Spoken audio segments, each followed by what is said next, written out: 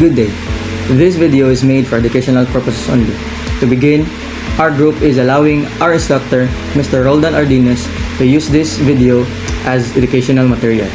So, our group was tasked to discuss the introduction of ideology of globalization.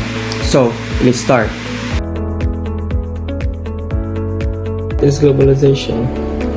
Manfred's teacher defines globalization as the process by which economic, cultural, political, and social practices become increasingly interconnected and interdependent across the globe. For example, Apple designs its products in the United States and its manufacture its devices and factories located in China and sells them globally. This process involves multiple dimensions of globalization. Manfred's teacher's concept of the ideology of globalization refers to the set of beliefs, values, and ideas that promote and justify globalization as a positive and inevitable process. He argues that globalization is not just an economic or technological phenomenon, but also has a powerful ideological component that shapes how people understand and engage with the world. Globalism as an ideology. Manfred's teacher argues against Michael Frieden's skepticism regarding the status of globalism as an ideology. Steger believes that globalism is not only coherent enough to be considered a new ideology but also represents that dominant ideology of our time. Manfred's teacher argues that globalism is more than just a process. It is an ideology, a coherent set of beliefs that influences how people perceive and engage with the world. Globalism advocates for free markets, trade liberalization, and deregulation, often serving the interests of powerful groups, particularly in the context of American capitalism. Steger's analysis highlights the role of globalism in shaping global policies and sustaining existing power structures. Globalism versus globalization. Steger makes a distinction between globalization as a set of processes that connect the world and globalism as the ideology that interprets this process in a specific, often positive light. He points out that globalism frames globalization as a force for good even though the reality may be more complex. Critique of globalism. Steger is critical of the ideology of globalism because it tends to marginalize alternative perspective and overlooks the downsides of globalization. For instance, it may ignore how globalization can exacerbate inequality, erode local culture, or harm the environment. This part of the videos are the sentiments of Michael Frieden on globalization. Michael Frieden's views on globalization as an ideology are considered vague for several reasons.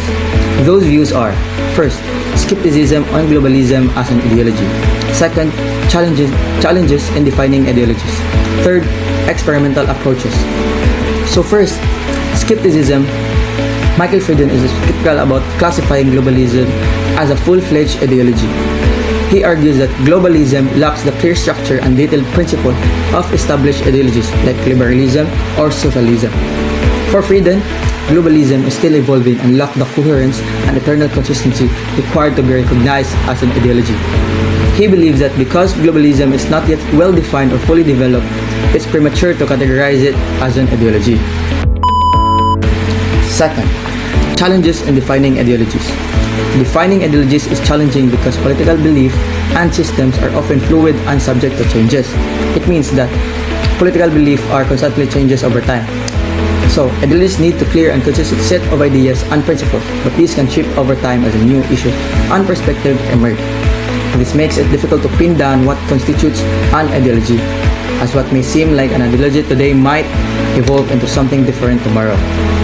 As a result, classifying and analyzing ideologies require a careful and often evolving approach. Third, experimental approach to studying ideologies involving trying out different methods and frameworks to understand and define them. This can include analyzing how ideologies develop over time, how they influence political behavior, and how they interact with other belief systems. By experimenting with various approaches, scholars can gain a better understanding of ideologies, characteristics, and their evolution. This experimental method helps in refining the definition and classifications of ideologies as new data and perspective emerge. So what are the contributions of Arjun Appadurai in the ideology of globalization? So, from what we have understand to the journal that we have read, Arjun Appadurai creates 5 dimensions of scapes. So first is the technoscapes, second is the ethnoscapes, third is the mediascapes, fourth is the financescape, and fifth is the educapes. So he creates the 5 scapes to prevent the confusion because he discovered that globalization, the word globalization has been used generically. You can fit the globalization word into different dimensions of every topic, like finance, like politics, or the media. That's why he creates the 5 scapes, that I mentioned earlier.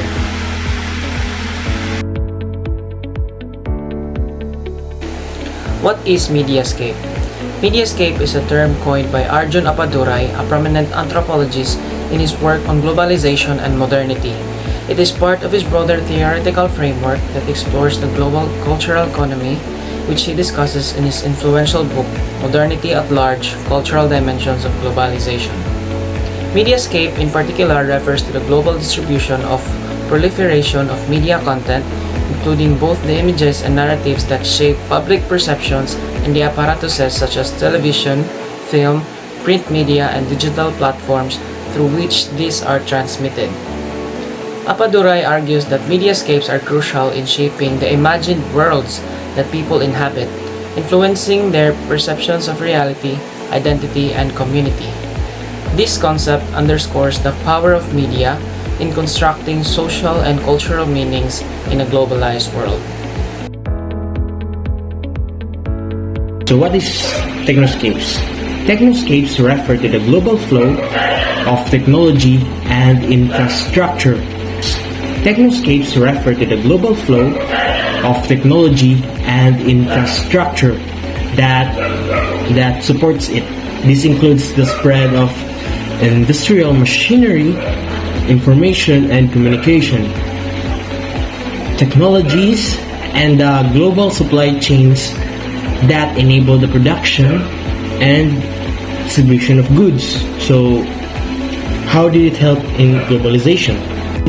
Technological diffusion, like let's just say examples, like the spread of internet, smartphones, like sa una, we used Nokia and it evolved into a touchscreen that is made by Japan, and agricultural technologies like discovering fertilizers, crop rotations that enhances our farming practices, and some electrical vehicles that is being discovered by some of us humans through batteries, electrical charging vehicles, yan. And social media platforms like Facebook, Twitter, like we use today, like how we use today with our messenger to comment on our GC, and medical technologies, like for example, X-ray, MRI to locate some tumors. So how about in global communication? Let's read the description. global communication advances in information and communication technologies have made it easier for people and businesses to communicate and collaborate across vast distances. Like for example, let's say emails, since global communication is also part in technological diffusion. Emails, your friends, members of your family, and repeated social media platforms like Telegram, Messenger to send messages globally. And while in innovation and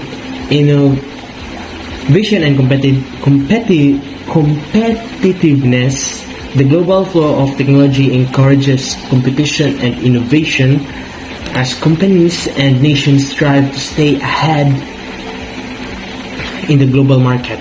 For example, like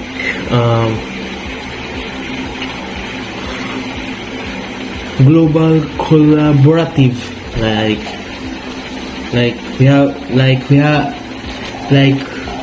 how we use ChatGPT using AI. That's why AI, while in enhancing competitiveness, examples like improving productivities, to adapt latest tools, like for example Samsung, Apple phones, that they updated their phones every year because of so many consumers, buyers that they want a new specs of a phone, and especially in automotive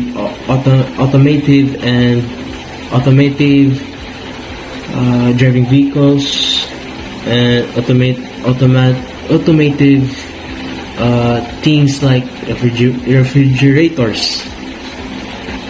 While in Finanscape, so what is Finanscape? Finanscape refer to the global flow of capital, including investments, currency, exchanges, stocks, markets, and financial institutions. Like for example, capital flows like remittance, workers in the Middle East, or the OFW, sending money to their families using digital remittance services, and global financial markets like stock exchange, cryptocurrency like Bitcoin, Ethereum, like some of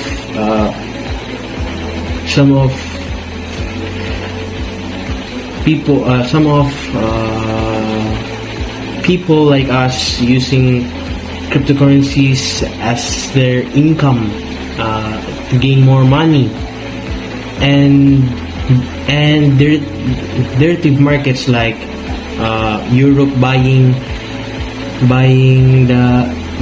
US interest rate. So in economic integration, like European Union.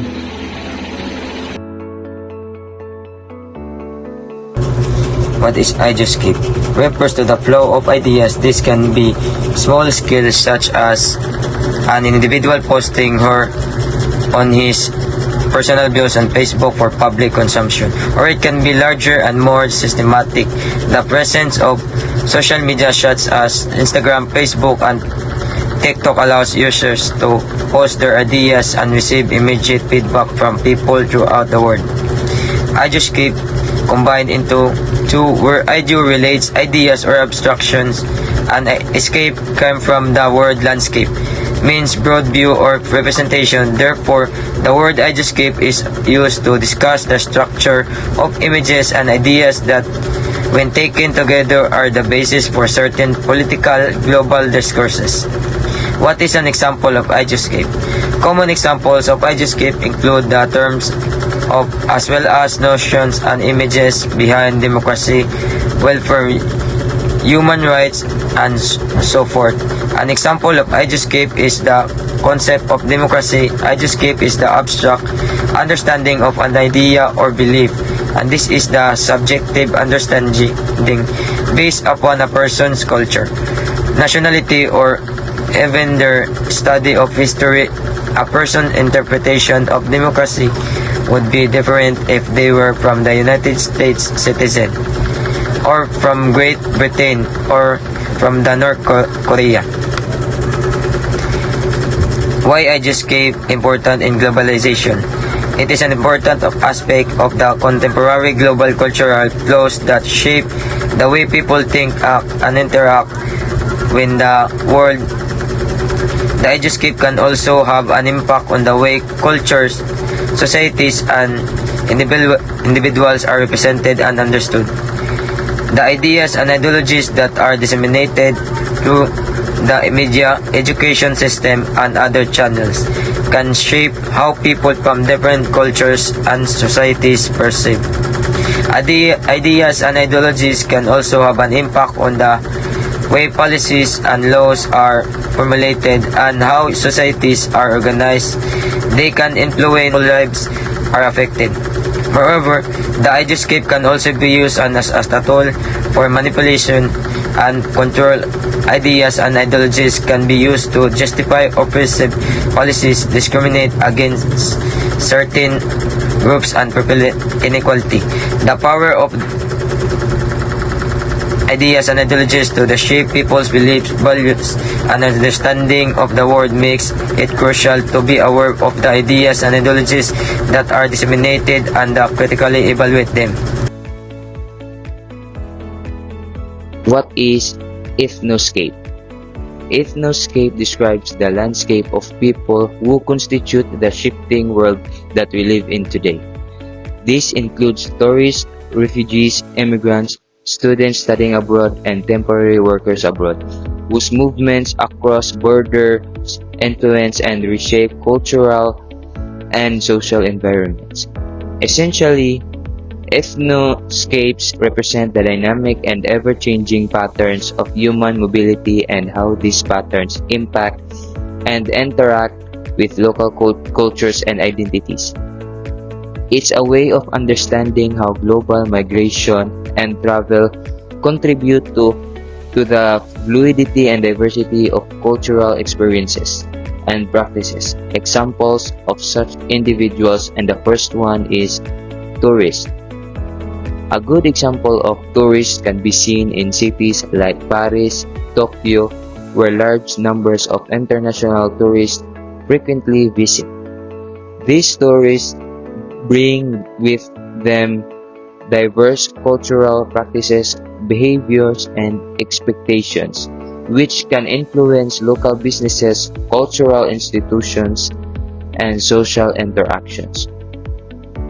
The second, refugees, can be seen in the impact of Syrian refugees in these cities has led to the establishment of new communities, businesses, and cultural practices.